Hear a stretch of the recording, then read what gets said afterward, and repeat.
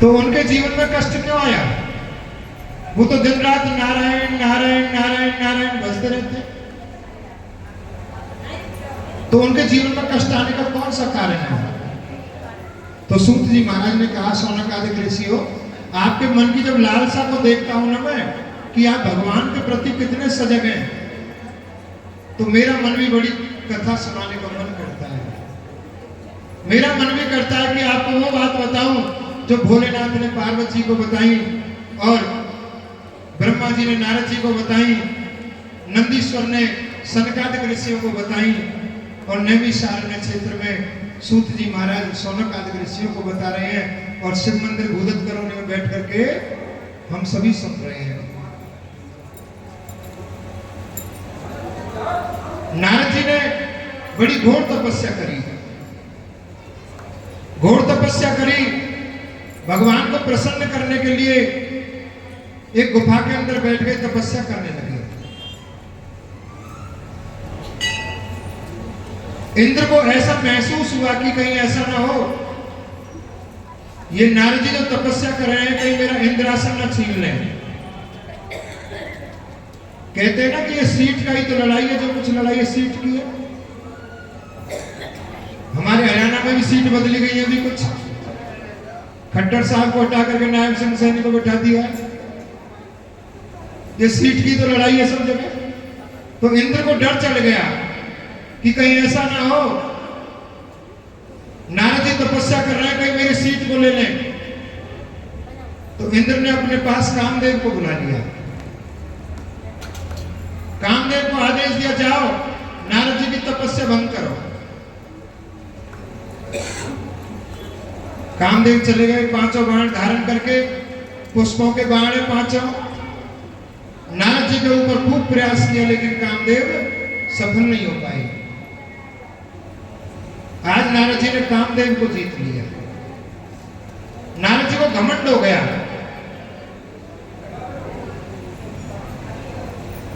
कि मैंने आज कामदेव को जीत लिया है, मुझसे बड़ा सौभाग्यशाली कोई नहीं, क्योंकि कामदेव को तो मेरे पिताजी भी नहीं जीत पाए, ब्रह्मा जी भी नहीं जीत पाए, विष्णु भगवान भी नहीं जीत पाए। आज मैंने काम को जीत लिया। बड़े प्रसन्न हुए,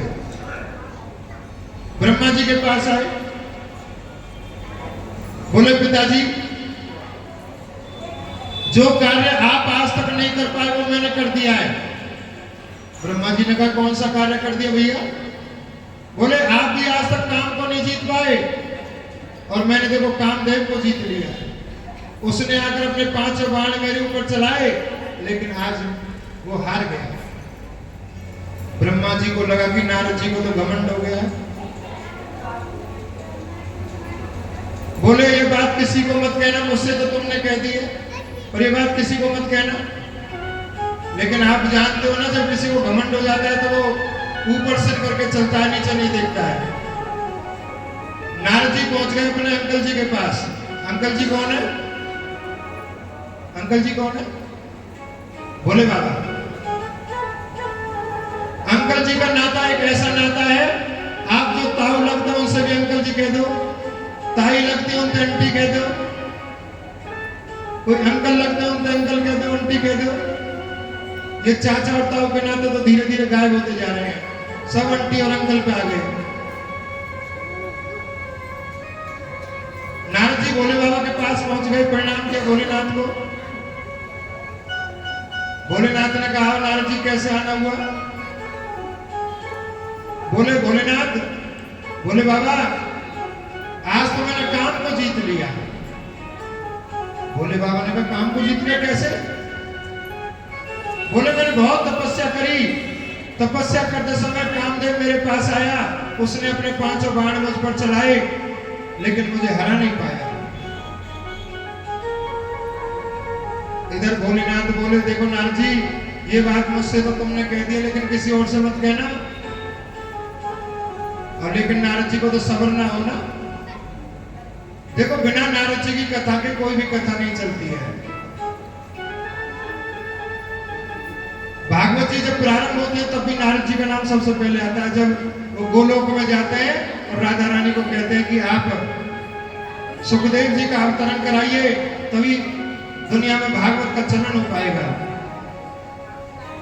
जब हम राम कथा सुनते हैं तब भी नारद जी का कथा सबसे पहले आती है, और शिव महापुराण की कथा जब हम सुनते हैं तब भी नारद जी की कथा सबसे पहले आती है।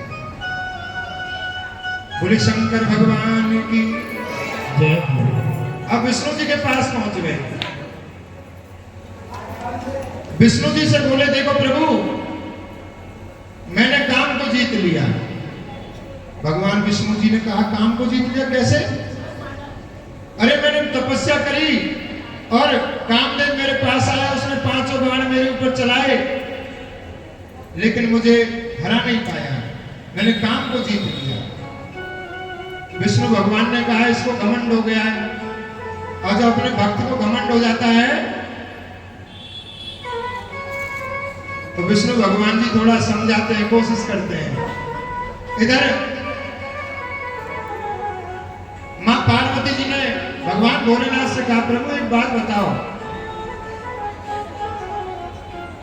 रमापति को किस कारण से श्राप मिला? ये कथा सुनने के मेरे विचार है। तो भगवान भोलेनाथ बीच में कथा को रोक करके बताते हैं कि एक बार मैंने भी घोर तपस्या करी, और जिस गुफा में बैठकर मैंने तपस्या करी उसी गुफा में बैठ करके नारद जी ने तपस्या करी है। जब देवताओं को लगा कि पार्वती जी का विवाह भगवान शंकर जी के साथ हो जाए और जो उनका पुत्र होगा कार्तिकेय वो तारकासुर का वध करेगा, इधर पार्वती जी तपस्या कर रहे हैं, इधर भोलेनाथ तपस्या कर रहे हैं, तो कामदेव को आज्ञा दी कि आप जाओ भोलेनाथ की तपस्या को भंग करो, क्योंकि जब इनकी तपस्या भंग होगी जब ये पार्वती जी से विवाह करेंगे और हमारे देवताओं का कार्य सफल होगा। कामदेव अपने 5 बाणों को लेकर पहुंच गए। जैसे भोलेनाथ के ऊपर अपने 5 बाण चलाए तो भोलेनाथ नाराज हो गए, गुस्सा आ गया, बहुत ज्यादा गुस्सा आ गया। जब शिव तीसरा नैन उघारा, जब शिवजी ने अपना तीसरा नेत्र उघारा तो भोलेनाथ ने अपने तीसरे नेत्र से जो अग्नि प्रकट हुई उस अग्नि से कामदेव को जला करके भस्म कर दिया। तो रति रोने लगी, कामदेव की पत्नी रोने लगी कि ऐसा मेरे पति से क्या अपराध हुआ भोलेनाथ, जो आपने मेरे पति को जलाकर भस्म कर दिया। हमेशा ध्यान रखिए जीवन में जब किसी पुरुष को गुस्सा आता हो उस समय पर उसके सामने पुरुष को नहीं भेजना चाहिए, किसी नारी को भेज दो, उसका गुस्सा शांत हो जाएगा। तो देवताओं ने विचार किया कि भोलेनाथ बहुत ज्यादा गुस्से में हैं, इनके सामने किसी नारी को भेजो। तो कामदेव की पत्नी रति को भोलेनाथ के सामने भेज दिया। जैसे ही रति ने भोलेनाथ को प्रणाम किया, भोलेनाथ का गुस्सा थोड़ा शांत हो गया। तो भोले बाबा ने कहा रति बोलो क्या बात है? बोली कि आपने मेरे पति को ही कामदेव को मार दिया है। भोलेनाथ ने कहा उसने मेरी तपस्या में भंग डाला, इसलिए मैंने उसका वध किया। रति ने कहा प्रभु मैं अब अपने पति के बगैर कैसे रहूंगी, आप ही बताइए ना, उनसे मेरा दोबारा मिलन कैसे होगा? तो भोलेनाथ ने 3 वरदान दिए। पहला वरदान कौन सा दिया कि सतयुग में नहीं द्वापर युग में जाकर के तुम्हारे पति का जन्म भगवान श्री कृष्ण के यहाँ पर होगा। भगवान श्री कृष्ण के अंश से जो रुक्मिणी के गर्भ में बच्चा होगा वो तुम्हारा पति कामदेव होगा। उसके दर्शन तुम सतयुग में नहीं कर पाओगे, त्रेता युग में नहीं कर पाओगे, जब द्वापर युग आएगा तब तुम अपने पति के दर्शन भगवान श्री कृष्ण के यहाँ कर पाओगे। और उसका भी मैं एक तरीका बताता हूं तुमको। जब भगवान श्री कृष्ण के अंश से रुक्मिणी का पुत्र जन्म लेगा तो जब रुक्मिणी करवट कर लेंगी उस बच्चे की तरफ से तो एक संवासुर नाम का राक्षस आएगा, और वो राक्षस आकर के उस बच्चे को उठाकर ले जाएगा और समुद्र के अंदर डाल देगा। समुद्र में उस एक मछली उस बच्चे को निगल लेगी और एक मछुआरा उस मछली को लेकर अपने घर चला जाएगा। और जब मछुआरा उस मछली के पेट को काटेगा तो उसमें जो बच्चा निकलेगा वो तुम्हारा पति होगा। बोले हर हर हर हर महादेव, हर हर। यहां तक कथा समझ में आ गई? रति ने पूरी बात बड़े ध्यान पूर्वक सुनी। पहला वचन तो यह दिया कि तुम्हारा पति भगवान श्री कृष्ण के यहां जन्म लेगा। दूसरा वचन क्या दिया कि जो तुम्हारा पति कामदेव है वो हर व्यक्ति में वास करेगा आज से, और कलयुग के अंदर जाते जाते उसका प्रभाव इतना ज्यादा हो जाएगा कि